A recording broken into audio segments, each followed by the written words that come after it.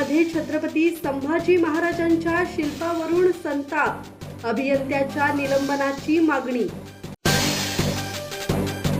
पेण नगर परिषदेने छत्रपती संभाजी महाराज चौकात बसवलेल्या लो पॉली शिल्पावरून वाद निर्माण झाला असून संबंधित बांधकाम अभियंत्यावर कारवाई करण्याची मागणी सामाजिक कार्यकर्ते हरीश बेकावडे यांनी केली आहे।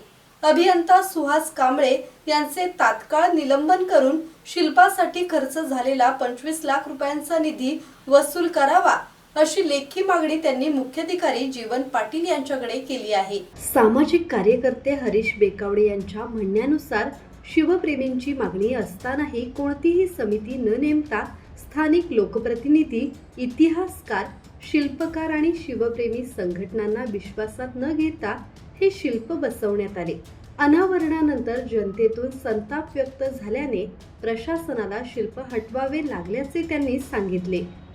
महाराष्ट्र नगरपालिका अधिनियम आणि प्रादेशिक नगररचना कायद्यानुसार संबंधित अभियंत्यावर गुन्हा दाखल करून दंडात्मक कारवाई करावी, तसेच चौकाच्या सुशोभीकरणासाठी झालेल्या खर्चाची चौकशी करून संपूर्ण रक्कम दोषींकडून वसूल करावी अशी मागणी निवेदनात करण्यात आली आहे।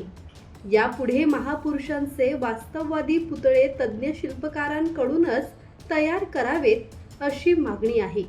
न्याय न मिळाल्यास पेण नगरपालिका कार्यालयासमोर तीव्र आंदोलन छेडण्याचा इशारा बेकावडे यांनी दिला आहे। किरण बांधणकर, संवाद मराठी लाईव्ह, पेण।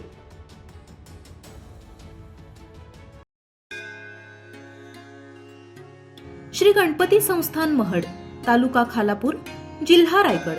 श्री वरद विनायकाच्या भक्तांसाठी भक्त निवासाची सोय, स्वच्छता आणि 24 तास गरम पाणी, सीसीटीव्हीची नजर।